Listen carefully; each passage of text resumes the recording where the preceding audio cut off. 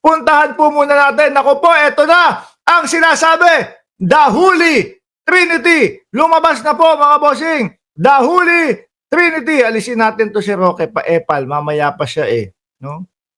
Ang bakla na to. Ay, bakla, hindi bakla si Roque ah. The Holy Trinity. Ayan na po mga kababayan. Ay, Diyos ko. Lahat na lang. Nandiyan yung Father. No? Si Father, si Son, and the Holy Spirit. Mga bossing. Oh. Si Father na mahilig magmura sa poong may kapal. Sa Diyos na may kapal.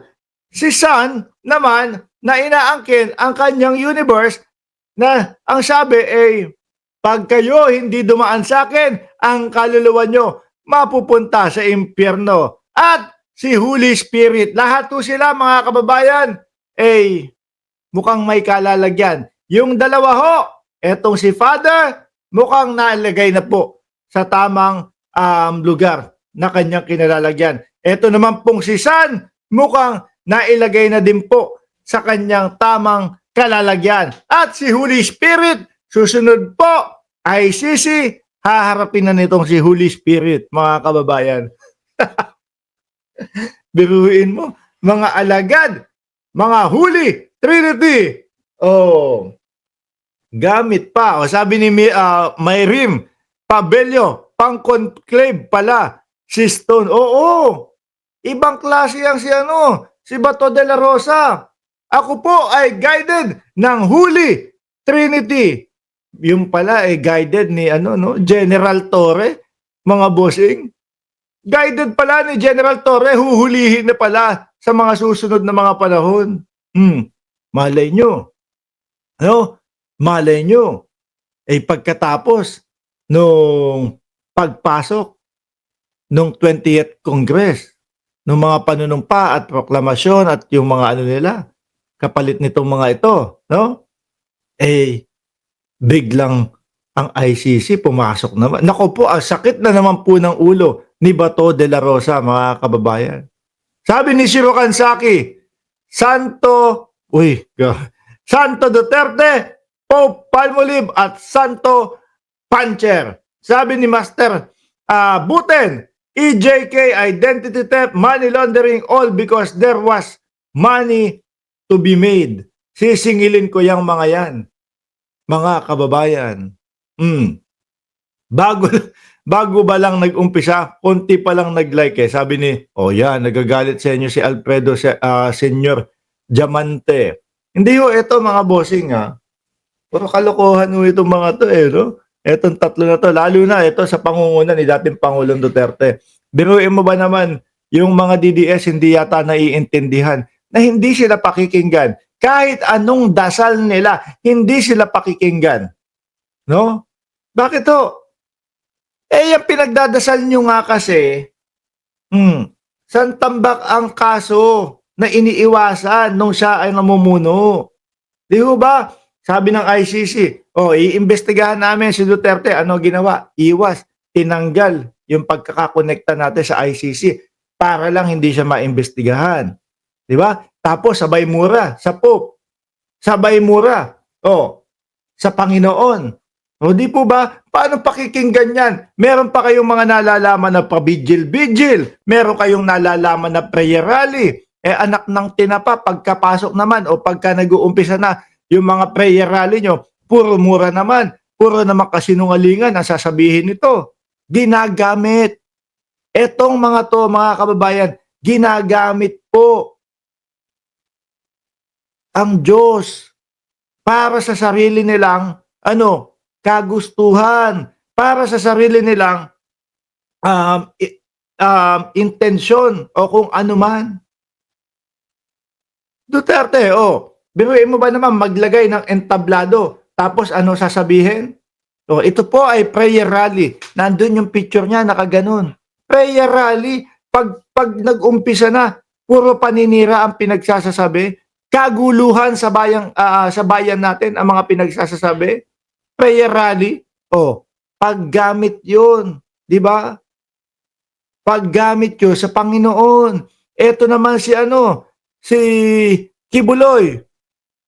Ginagamit ang Panginoon, ginagamit na siya daw ay propeta, siya daw ay tagapagsalita.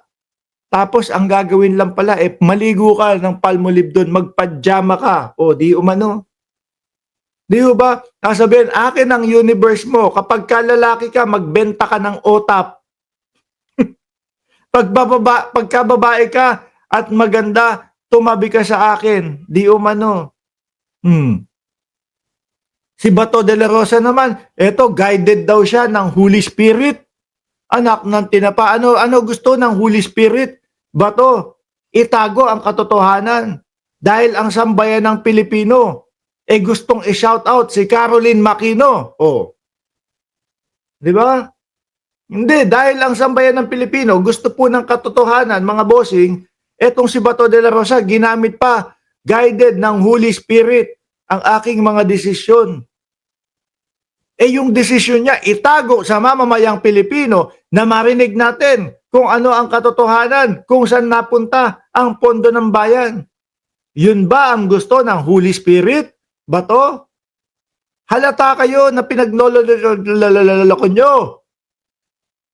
Halata sila na pinaglololoko nila ang mga kababayan nating Pilipino. Bakit yung mga kababayang Pilipino lang? Hindi naman to tayo kasama dyan eh. Hindi naman tayo mabubudol nitong tatlo na ito. Di ba? Hindi naman tayo mabubudol dahil tayo marunong tayong kumilatis, marunong tayong pag-aralan kung ano yung mga sinasabi nila na halos lahat o kasinungalingan. Si Buloy, puta. Shoot! Bawal! Si Buloy! Sabihin ba naman niya kanya ang universe? May doorknob siya na diamante, na ginto, diamante sa taas.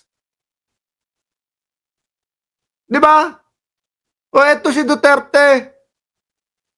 Ito pong pupuntahan ninyo ay ito pong pupuntahan ninyo ay prayer rally. Tapos puro adik si Marcos, hanapan mo ebidensya, walang maipakita.